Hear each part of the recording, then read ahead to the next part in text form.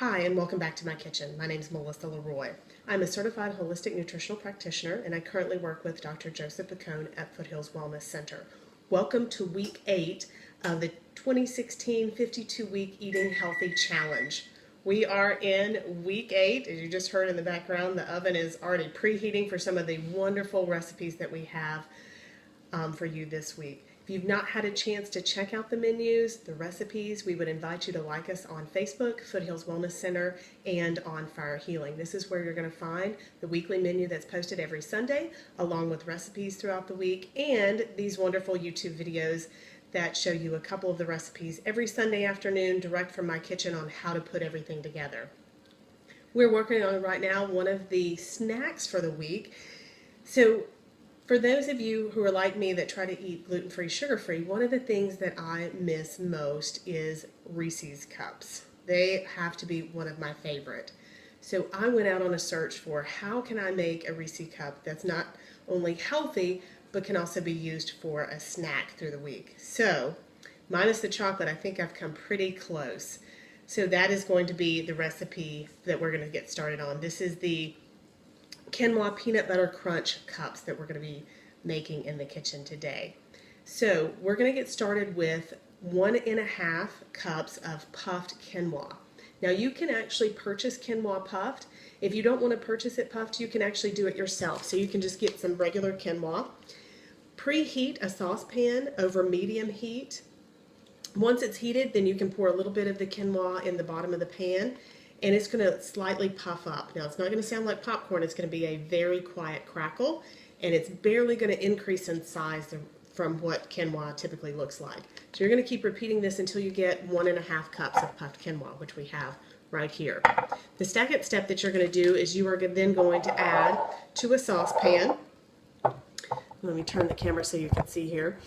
You're going to add 1/4 cup plus 2 tablespoons of coconut butter, with 1/4 cup plus 2 tablespoons of almond butter. So basically 6 tablespoons and 6 tablespoons of both coconut butter, almond butter, 2 tablespoons of coconut oil, a teaspoon of vanilla extract, and then what we're going to do is at the very end, once everything's finished heating, we're going to add in our liquid stevia, which is going to be about a teaspoon of liquid stevia.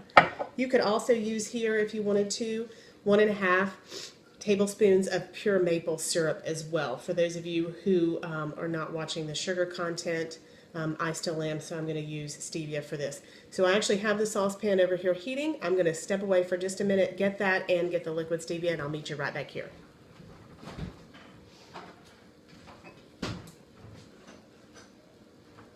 Alright, so here's our saucepan from the stove. So you can see here that we have a liquid consistency going on here with the coconut butter, coconut oil, almond butter, and that vanilla.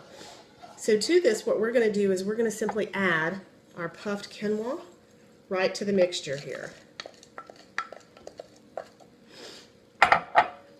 We're going to fold this in.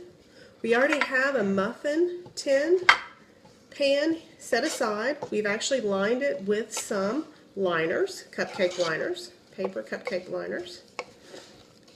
Alright, we're folding in that quinoa, but however we can't forget our sweetener here. So we're going to add a teaspoon of liquid stevia. A teaspoon, if you're using the liquid stevia with the dropper, it works out to be about 3.5 droppers for a teaspoon. Remember, you don't want to overdo stevia. It's very, very strong.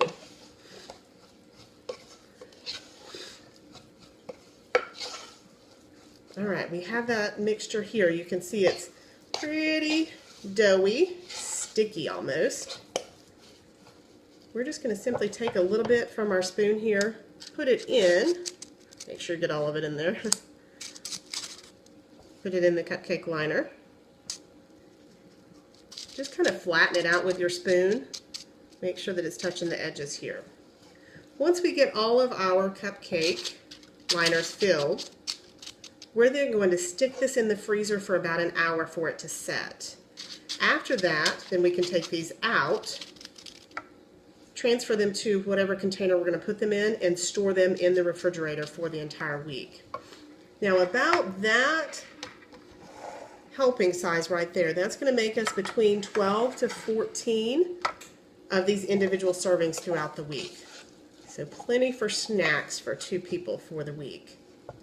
I hope you enjoyed this recipe. To make sure to see the finished product, again, like us on Facebook, Foothills Wellness Center, and On Fire Healing. Thank you so much for watching. Happy and healthy eating.